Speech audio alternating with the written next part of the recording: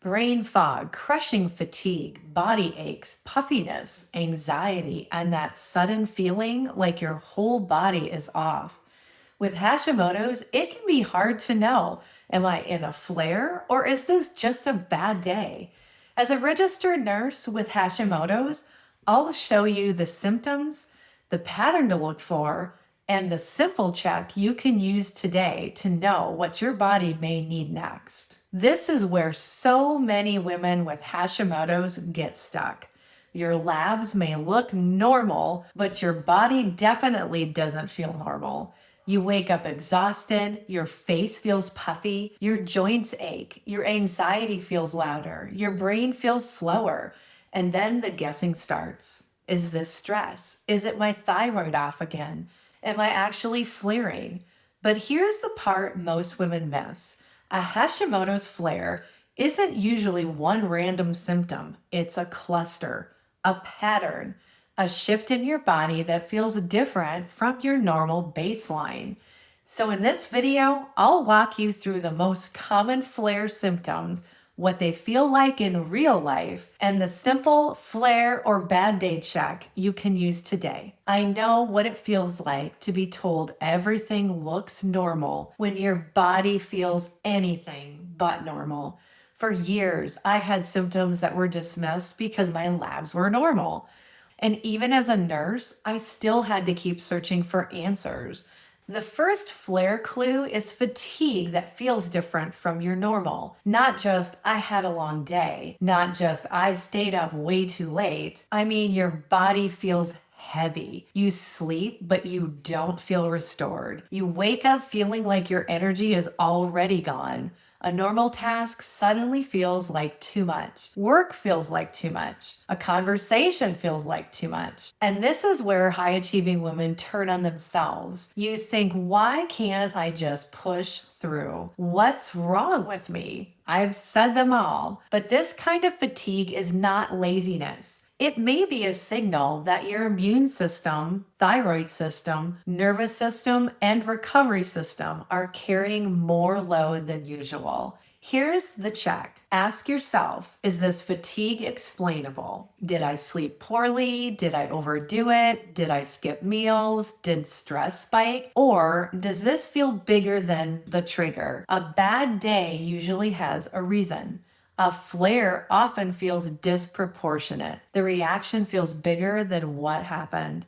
The next symptom can make women feel like they're losing themselves. Brain fog. This is not just forgetting one little thing.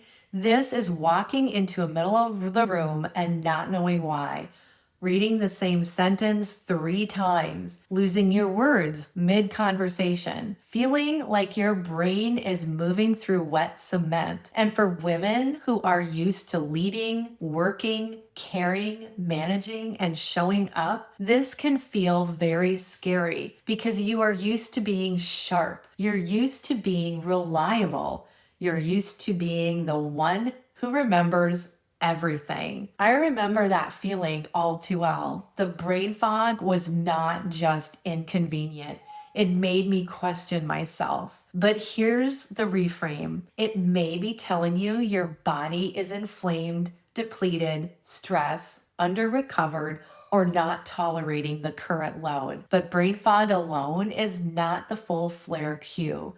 The real clue is what is showing up with. Does it come with heavier fatigue, more puffiness, body aches, anxiety, slower digestion, lower stress tolerance? This next symptom is the symptom women often describe as, I just feel inflamed everywhere. Body aches, joint stiffness, muscle soreness, that flu like feeling when you're not actually sick.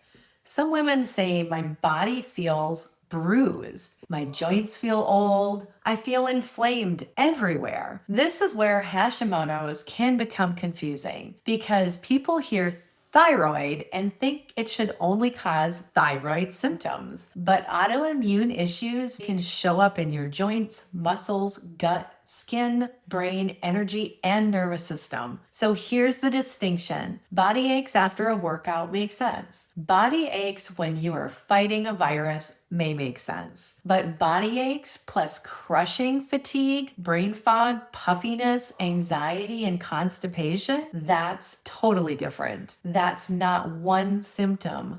That's a cluster. And the cluster is what helps you stop guessing. The next clue can make you blame your body before you totally understand it. Puffiness. A puffy face, puffy eyes, swelling in the hands, rings feeling tighter, clothes feeling totally different.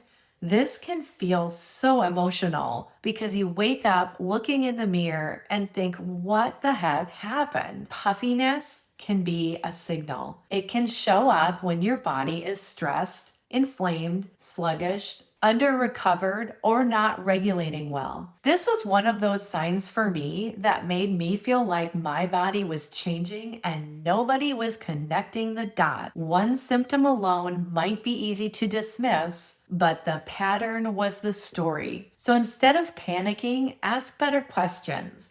Did this show up suddenly? Is it paired with fatigue? Are you colder than usual? Is your brain fog worse? Did stress spike? Did sleep change? Once you start looking at the pattern, the gut becomes impossible to ignore. The next flare clue is one many women do not connect to Hashimoto's fast enough: digestion. For many women, a flare does not show up in energy or mood. It shows up in the gut. Bloating increases. Your stomach feels heavier. Food feels harder to tolerate. Your gut symptom may not be the cause of the whole flare, but it may be one sign that your body is completely overloaded. So instead of asking yourself, why is my digestion bad again? Ask yourself, what else changed when my digestion slowed or got worse? Did your fatigue worsen? Did anxiety rise? Did you feel more inflamed? That's the flare lens. Not one symptom, a symptom shift. And that brings us to one of the most misunderstood parts of Hashimoto's flares. This is the symptom too many women are told is just anxiety. Wired but tired feeling energy, feeling shaky, overstimulated, more sensitive to noise, more reactive to stress, less patient than usual, dropping things, heart racing more easily, feeling like your body is stuck in alert mode. And then you wonder, why am I overreacting? I'm not normally like this. But what if your body isn't overreacting? What if your nervous system is responding to the fact that your body feels completely depleted, inflamed, underfueled, and under-recovered?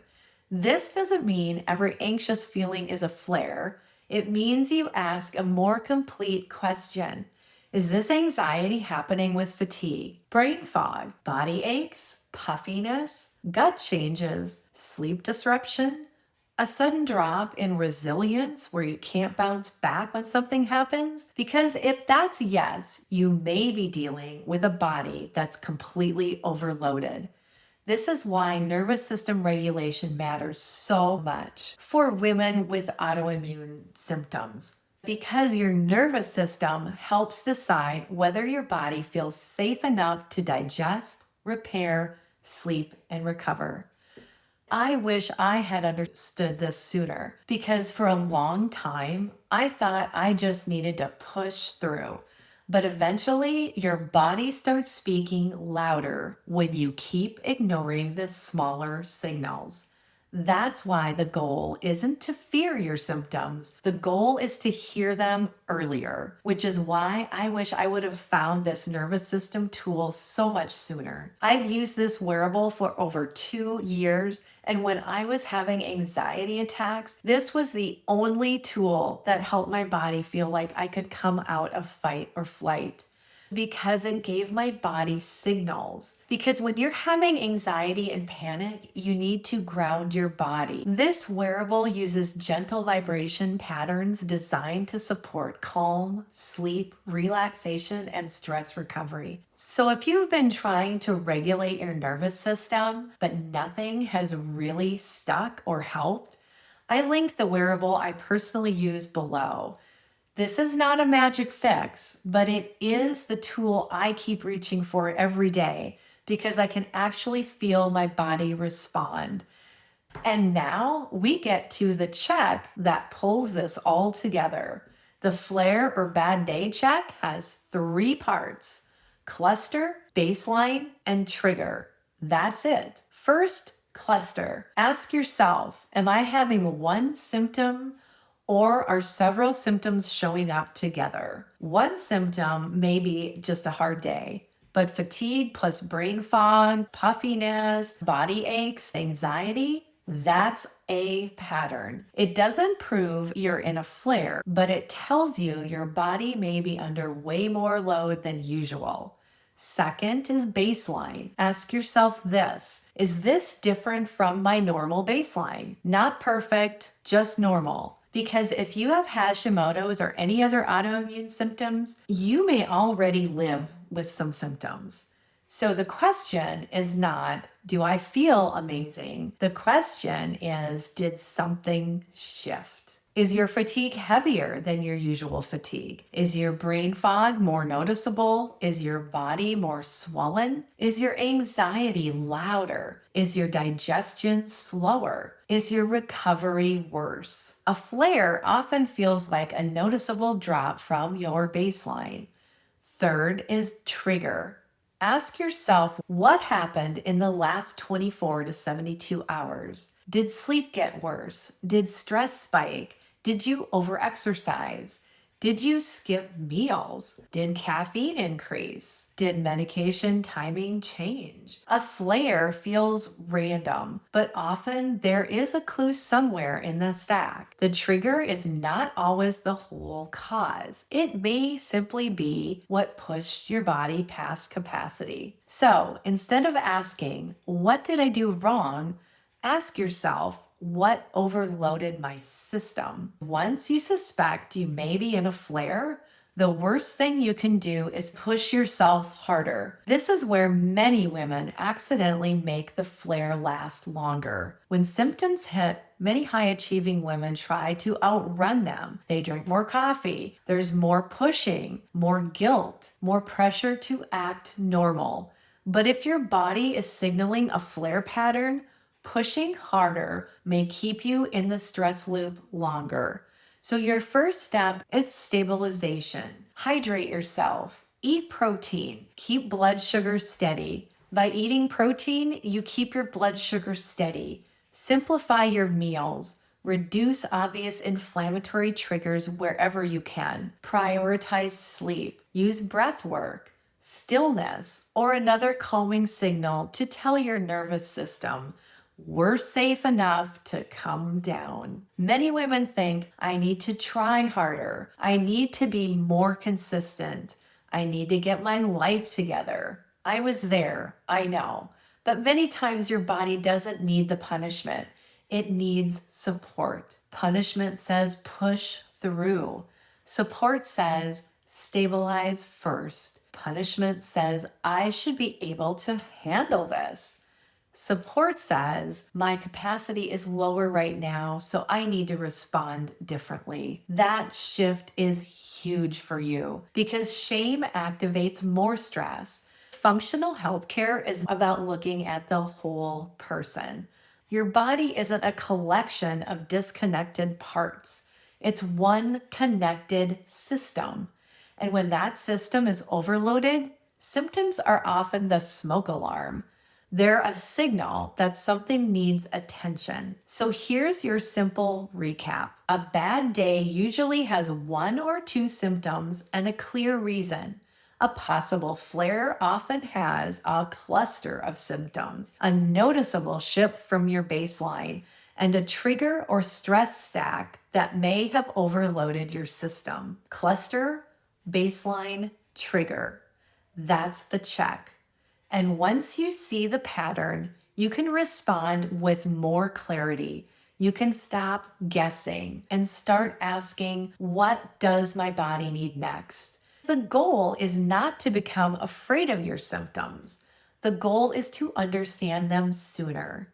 Your body is always communicating to you. The work is learning how to listen, and I want to hear from you in the comments below. When you feel a Hashimoto's or an autoimmune flare coming on, what's the first symptom you usually notice? Comment below because your answer may help another woman feel less alone.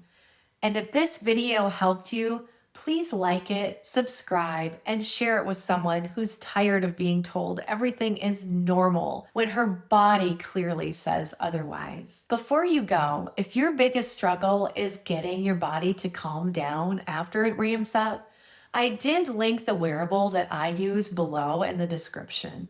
Thank you for being here with me today. Remember, your body is not broken, it's burdened.